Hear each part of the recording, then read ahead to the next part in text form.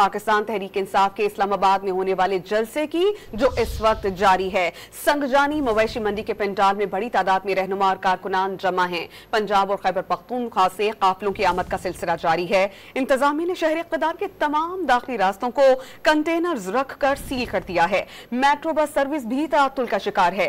Sangjani police ने इलाके के तमाम होटल, गेस्ट हाउसेज और कैटरिंग 2 दिन के लिए बंद रखने के अहकामात जारी कर दिए हैं। इस्लामाबाद में दाखिले के मौके पर पीटीआई रहनुमा मियां महमूदुल रशीद के बेटे हसन महमूद को गिरफ्तार करके थाना संगजानी मुंतकिल कर दिया गया।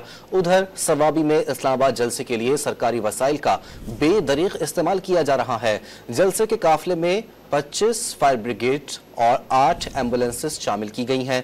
रुकावटें हटाने के लिए 4 क्रेन्स, 4 एक्सकेवेटर और वाटर टैंक समेत दीगर भारी मशीनरी भी काफिले का हिस्सा हैं।